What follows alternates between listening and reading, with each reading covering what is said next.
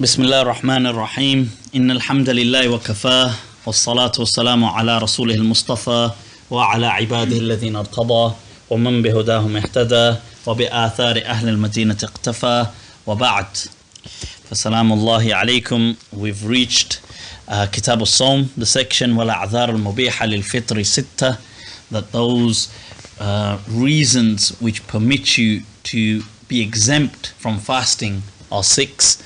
We've taken a look previously at things like the obligations of fasting, the conditions for validity. We've taken a look at the recommendations, the sunan, the mufsidat, and the makruhat, those things which invalidate the fast or those things which are discouraged. And today we're taking a look at what allows you to be exempt from fasting. Okay, so, na'am, bismillah.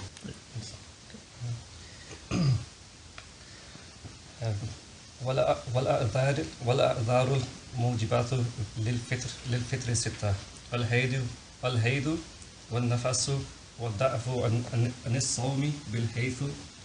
Wait there, I think we're reading a different. Oh right, okay, you're reading the أعذار الموجبة للفطر.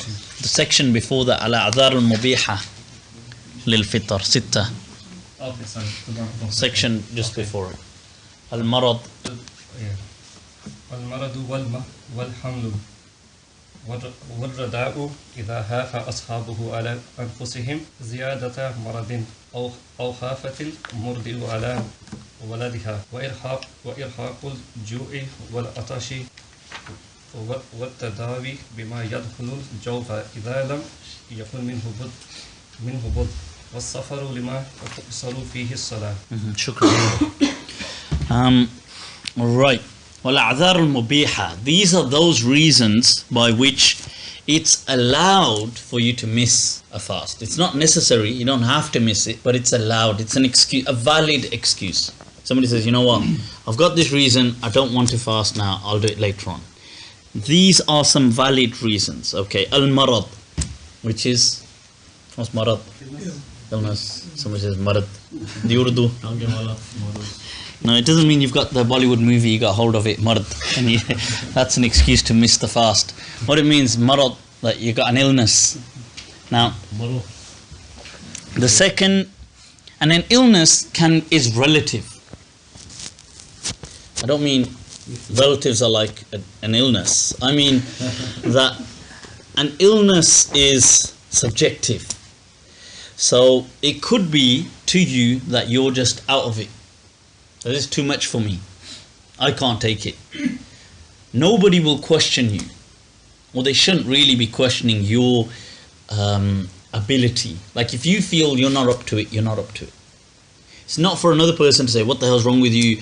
You know, I was like all bedridden and I was like this and I was still fasting and what's wrong with you? You just got this little, you know, this headache or this flu or this, you've got this and you're like, I was going through all this, God knows what.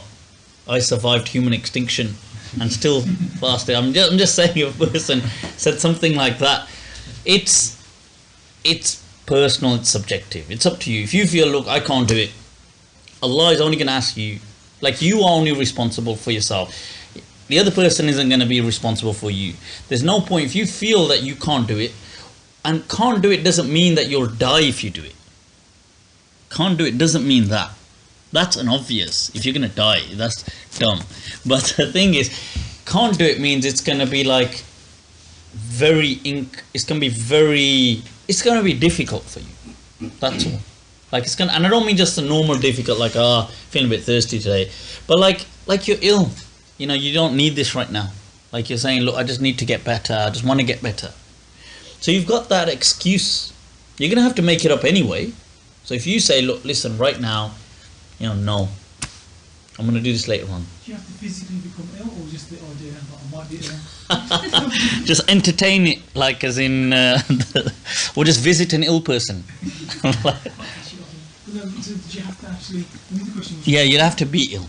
You have to actually be ill. Yeah, you'd have to be ill in a way that either the illness that you're in it's difficult for you to fast, or you're already ill but you fear that fasting will make that illness worse. So that illness in its own might not be that bad right now.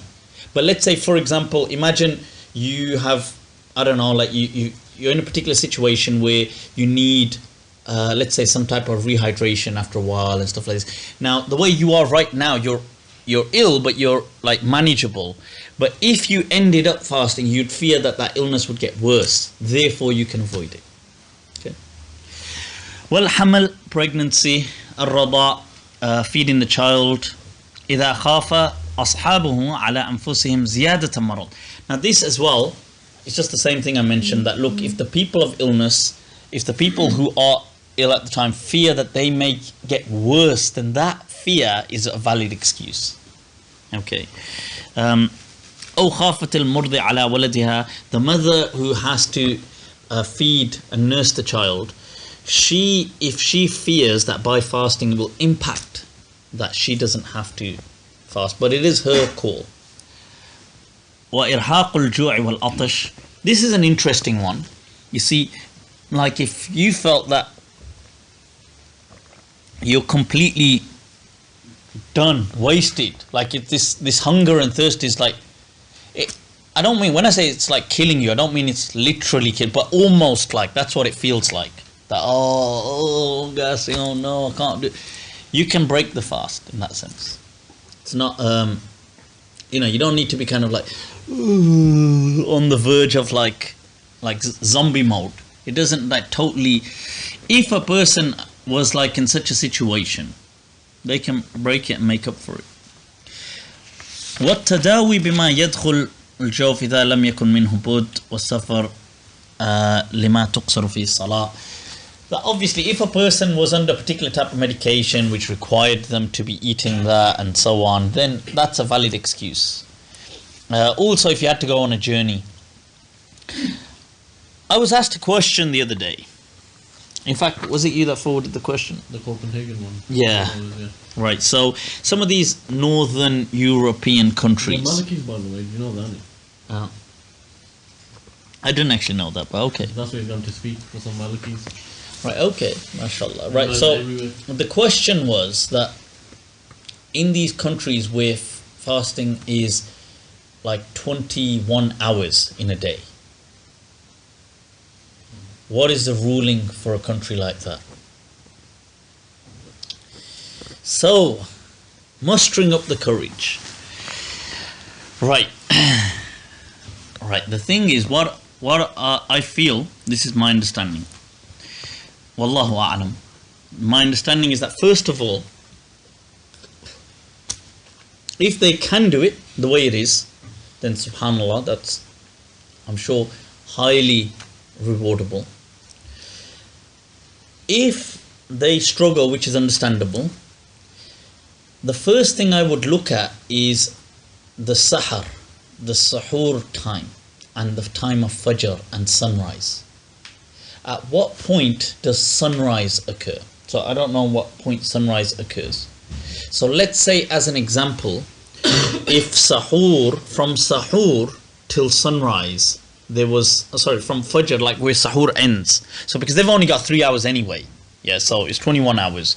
They've only got 3 hours in between. So let's say after 3 hours, at that point, fajr begins. So let's say fajr begins at, 2:30 in the morning. Yeah. So presumably, let's say. Now, sunrise is at 4:30, let's say. Or because I'm sure Fajr is not going to be immediately after, unless it is. I mean, this is given the assumption that Fajr has some substantial time. So let's say Fajr was at 4:30 or 5 even, or let's say 4:30. My first answer would be, like I said, that if these people if they can do the complete fast the way it is, then that is, an amazing thing, and they will be highly rewarded for that. If they feel that's too much, I feel that they would, this is my understanding, that they would have an extension up until sunrise to eat. Right, so before sunrise. So Fajr, they would be allowed to eat during Fajr time as part of their sahur. And if that was still no good, like let's say if Fajr is 2 hours, like let's say Fajr was 2 hours, now that's quite a bit of time they've bought. if Fajr was only something like, I don't know, it's that part of the world where it's only like 45 minutes anyway, so it doesn't really make much of a difference, still 20-hour fast in the day. In that situation, if they feel that it's too much for them, they can make up for it later. They can leave it and make up for it. They must make up for it, but later on. So for the whole of the month? If they can't. If they say that I can't do this, this is too much, like 21 hours. First of all, they can extend the Fajr. If that buys them time, then that's fine. If Fajr happens to be only very short there anyway, like if it's one of those parts of the world where 6 months daylight and 6 months whatever, I'm just saying, if it doesn't really buy much for them, and it's still like they happen to be fasting like, let's say 20 hours in a day, 20 whatever plus hours in a day, and they can't do that, then I believe it is a valid excuse for them to make up for that fast later on. Okay. It's slightly off topic, but there's a hadith that I can't recall the whole. Okay. I thought. Yeah. The Prophet was telling the Sahabis to free a slave for great reward. And somebody came and said, look, we don't have slaves. And the Prophet says, then fast. Yeah. There is, I can't remember the actual context, but surely that, are you familiar with the hadith of that nature? Sorry, Okay. No. I mean, what was it about? Any? I'm not too sure, but But- Talking about the same one where he breaks his fast because he has a relationship with his But- wife. But that wouldn't make. Okay. So what's the point of the hadith in the end then? the way I see it was that the first thing is to free a slave, or at least spend money.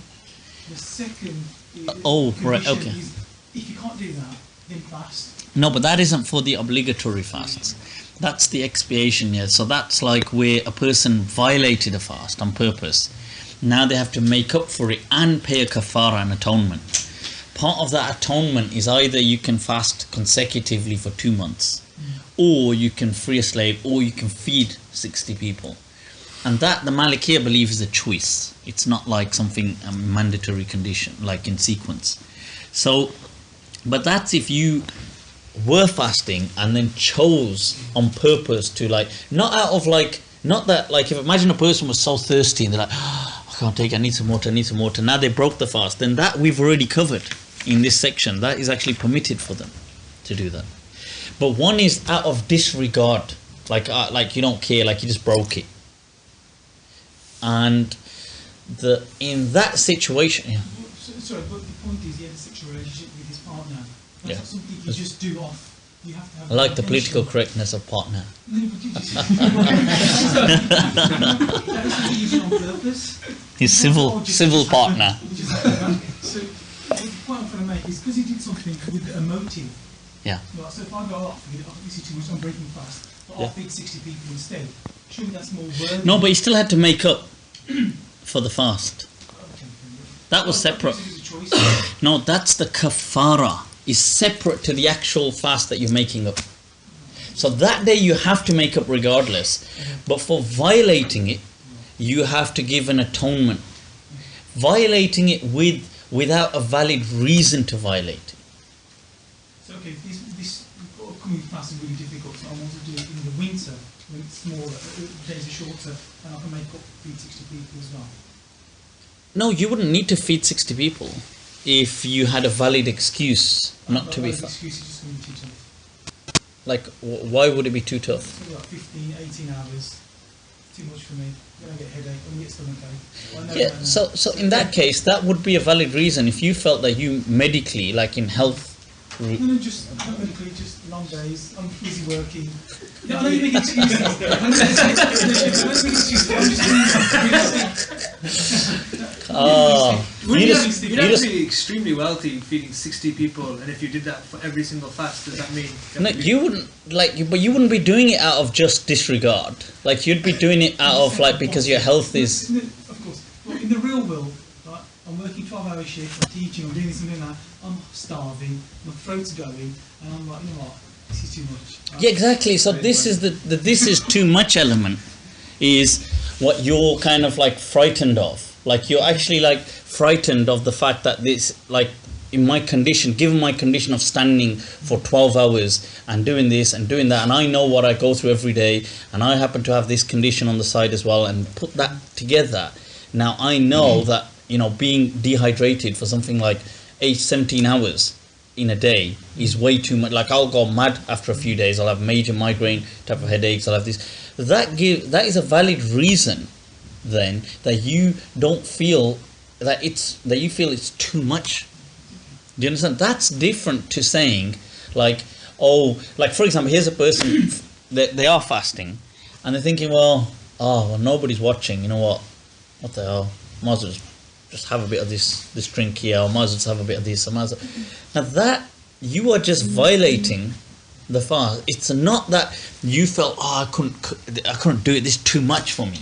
You just felt that I don't need to, like, it's okay. I'll just break it and I'll pretend I've got it, or I'll just do. Do you see what I mean? There's a clear distinction between. To be fair, the fasts in this country are long as well. This is one of the most. Right now, currently, this is one of the, I can't remember whether it's the 6th or whatever it came in that ranking with the longest fast in the world. It was one of the top. And so especially where it is now, so it will be something like, I think close to 18 hours will probably be fasting.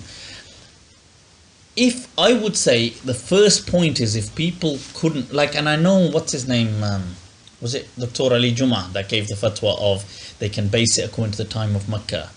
And they don't need to, they can just open it randomly at 6 p.m. or something like this based on the hours. I personally disagree with that fatwa. I don't see that as, like, just random arbitrary type of like saying, okay, everybody open it at 5:30 p.m. Right? Like, even though it's bright and everything. Like, I would say that, look, the simple ways you do it.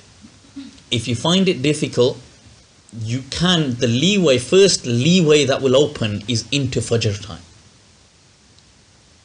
That will be your first leeway that will open. If that buys you a certain amount of time, which is now doable, don't take the mick, but like whatever's reasonable.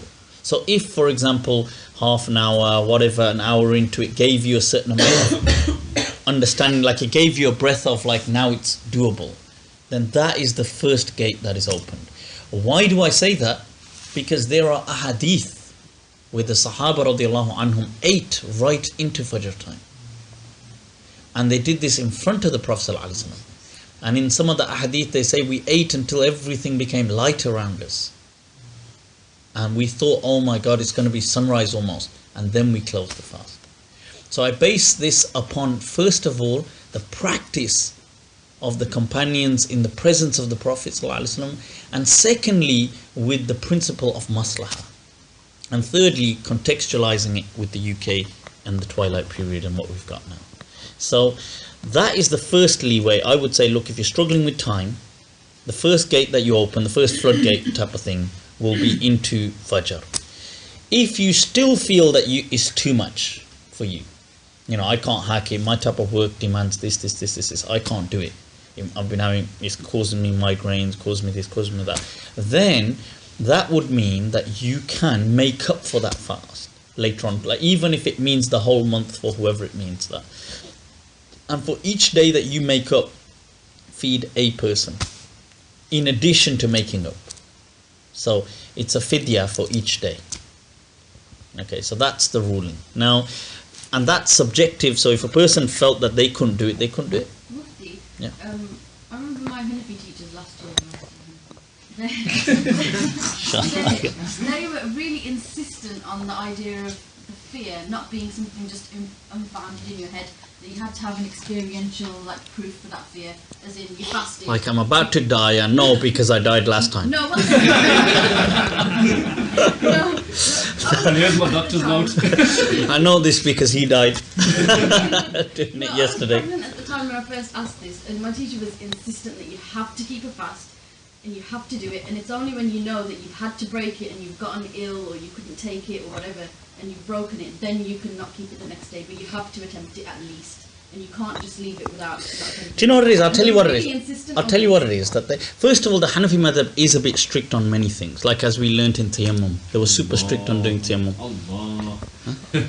Okay. All right. So did the Maliki not say that you have to have XYZ as a valid fear? Like they say, as Imam Shatibi writes, that a person is faqihun nafs, that you is subjective. So if you feel that, look, this is too much for you, who is the next person to kind of decide what's too much for you? Like people have different thresholds. of pain resistance, But of... their idea was the attempt, that make the attempt. and No, but the fail. thing is, yeah, but look, listen, like Allah subhanahu wa ta'ala says in the Quran about, look, that if you are traveling, that you can, you know, like, antuftiru, you can kind of do iftar, you can break the fast. Wa antasumu khairul lakum. But if you chose to fast, it is better for you. Now that is just a regular journey. It wasn't like they were going on some dire expeditions somewhere. They were just going like, whatever, like it's going to be a certain journey, we're going to go there, we're going to come back. Now we've got a choice. In fact, in several of the ahadith, it mentions that kunna nusafir, that we used to be going, wafina man sam, wafi man lam yasum. There was some amongst us fasting, some amongst us not fasting. Walam yalum ba'duhum ala al-akhar. None of them would blame each other. Like none of them would criticize or accuse. Some chose not to fast, some chose to fast. Even a journey wasn't that arduous, you know. It wasn't like, I know we picture that, oh yeah, the journeys were difficult. But they used to kind of like, you know, they used to be on... So first of all, they grew up in it. Remember, when you grow up in an environment, it's relatively normal for you because that's all you know. Secondly, they did have modes of transport as well. They had like, obviously caravans and they had this and that. And it wasn't that every journey they went in, it was like they were like mountain climbing or something like this, rock climbing. It was like but still Allah gave them that choice. Do you understand?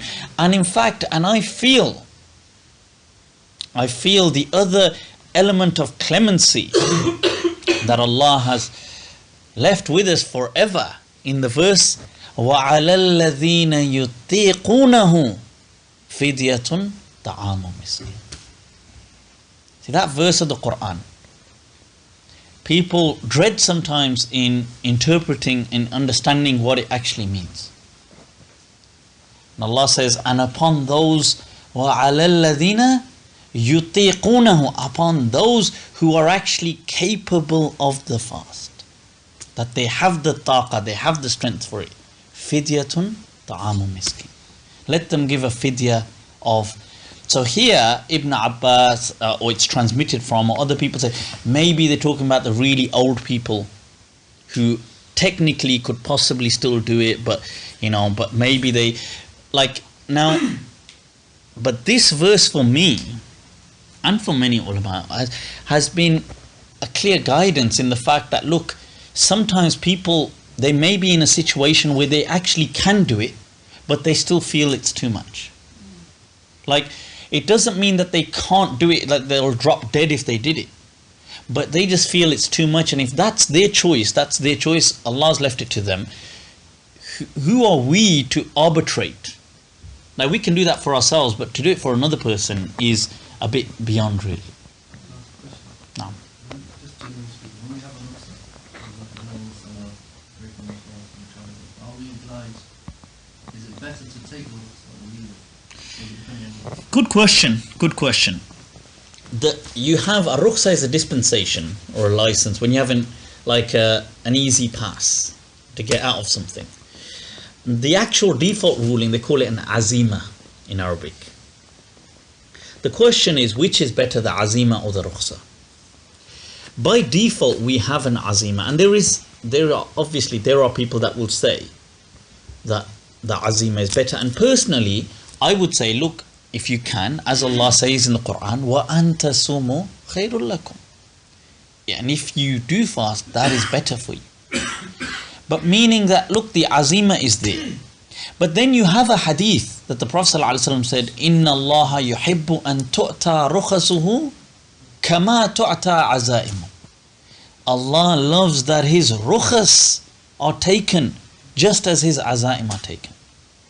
Remember in another hadith, when the person went, Prophet ﷺ said to them, one of them refused to kind of like take the rukhs of something. He said, Inna Allah tasaddaqa alaykum. Allah has given a sadaqah to your charity. Faqbalu sadaqata. Don't think you are independent of Allah's charity. Take His charity. So, I would say that, look, I don't want this, I wouldn't advocate a culture of where people are saying, I can't be bothered, I can't be, this type of apathetic, lethargic culture is, in my understanding, wrong. But where a person feels that they would, their personal call, they feel that, look, this rukhsa, I want this rukhsa, then Allah, if that rukhsa is in the deen, it is there for them. But I'm not saying and I wouldn't promote generally the rukhas as an azima. It's not an azima, it is a rukhsa. So it's not the default position. The default position is that you do fast. The default position is it is from, from Fajr till Maghrib. It is from Sahur till Iftar. The default position, and we stick with the default positions. But where people struggle, where circumstances change, where we live in a particular part of the hemisphere where it's not normal. We don't live in a normal part. I mean, our hemispheric type of location is quite strange because we have drastically long days in the summer and drastically long nights in the winter. That doesn't happen in several parts of the world, especially those close to the equator where Islam initially spread, where the day and night from the winter and the summer are still relatively stable. Yeah, inshallah. I think have we finished? Yeah, we finished. I mean, the next point was just simply on safar, in which if you're going on a journey, at least what they'll say, something like 48 miles or something which you could classify as a journey, at least that's a valid excuse to kind of refrain or as to be exempt from the fast. Okay, inshallah, let's pray our salah and right. Bismillah ar-Rahman ar-Rahim. The a'dhar al-mujibah lil-fitr sitta. We took a look at the excuses by which you were exempt from fasting. Like it gave you an excuse if you want to not fast. Now we're looking at those excuses which make it necessary for you not to fast. Those reasons or causes. So amongst them, hayd, wal-nifas, wal-da'af an as-sawm bihaythu yakhafu ala nafsi al-halak. So menstruation, postnatal bleeding, being so fragile that if you did fast that you would end up dead almost. That would make it haram in that case for you to fast. وكذلك الحامل والمرضع يخافان على أنفسهما وأولادهما الهلاك. Pregnant woman or the nursing mother, if there was a fear of danger, then it would be forbidden for them to fast. ومعرفة كون اليوم مما لا يحل صومه والفطر متعمدا في غير رمضان ولا قضائه ولا صوم معين فيجب أن لا يصوم بقية النهار. Obviously, because remember, this is talking about any fast. It's not just Ramadan. So fasting on certain days which are forbidden, like Eid, you're not allowed to fast on Eid. Stuff like that is forbidden. Okay. Right. وَاللَّوَازِمُ الْإِفْطَارِ سِتَّةً. And Qadi Iyad once again saying, and those things which necessitate or that follow on the rulings associated with iftar, with opening or breaking the fast, are 6. It's followed on with the number 6. 666. We've got الأول إكمال اليوم وذلك لكل مفطر في رمضان بعمد ونسيان إلا من أفطر لعذر. If you break the fast for a valid reason in Ramadan, then Ramadan as a month has sanctity, and therefore you should respect that sanctity and not continue to violate it throughout the day. So let's say if you did consciously, you broke it, like I can't bother, drank something, not because of a reason, but just now you shouldn't think, I broke it anyway, so I might as well just carry on eating. No, the day has a sanctity to it because the month is sacred. الثاني القضاء وهو لازم لكل صوم واجب ترك أو أفسد باختيار أو اضطرار أو نسيان حاش النذر المعين فلا قضاء على المضطر فيه واختلف في الناس ويلزم في غير الواجب إذا أفسد باختيار. نعم. The thing is that any fast which is an obligatory fast, apart from the vow, there's the nadhr where a person takes a vow to fast or whatever. Apart from them, any other like Ramadan or whatever, so you like your kafara fast or whatever, if you break it, you must make it up. That's necessary. ثالث الكفارة وهي مختصة بمن انتهك حرمة رمضان فقط بتعمد إفطاره بأحد مفسدات صومه المتقدمة لكل يوم انتهكه كفارة بعتق رقبة وصيام شهرين متتابعين وإطعام 60 مسكينا. The third type of association with Ramadan or with fasting is kafara. If you violate the fast intentionally, with whether that's sexually or through eating intentionally, you have to give a kafara as well as making it up. The kafara is either to free a slave historically, to fast 2 months consecutively without missing a day, or you feed 60 people. الرابع الفدية وهي لازمة لأربعة. The fourth is a fidya. That is just like something you give, a fidya. It's like almost, I don't know, it's like kind of a bit of compensation in a way and it's for 4 people. It's necessary. لمن فرط في قضاء رمضان حتى دخل عليه آخر. If a person had to make up Ramadan fasts and he hasn't, and the next Ramadan has come, then for those days that, like let's say he had to make up 4 days, he's still got to make them up, but he can't make them up in Ramadan because he's got to fast Ramadan anyway. So after this Ramadan finishes, for those, each one of those days he gives a fidya and makes it up. That's if you basically, without a valid reason, procrastinate a whole year of any Ramadan fasts. والحامل والمرضع يخافان على أنفسهما وأولادهما. If like a pregnant woman or a nursing mother, if she feared for herself or a child, then she wouldn't fast. فهؤلاء يكفرون مدة طعام عن كل يوم عليهم إذا أخذوا في قضائه وكذلك الشيء. But when they, whatever days they've missed, they give a fidya for each day. Likewise, الشيخ الذي لا يقوى على الصوم جملة يكفر عن كل يوم كذلك. An elderly person who can't fast, they don't fast, but they just give a fidya for each day they miss. Okay. That's what many people have carried that verse upon, or Ibn Abbas's interpretation, وَعَلَى الَّذِينَ يُطِيقُونَهُ فِدْيَةٌ طَعَامُ مِسْكِينٍ. Those people who are capable, but the feeding of a miskin. الخامس, the 5th thing, قطع التتابع متعمدا لفطر يفسد صيام التتابع من نذر أو كفارة قتل أو ظهار أو إفطار رمضان ويلزم استئنافه. The other thing is, if you are doing consecutive fasts for a kafara or for anything, you are not allowed to break them. Okay? If you do, you have to begin it from scratch. So it's very harsh. It's not like if you are doing that, that is.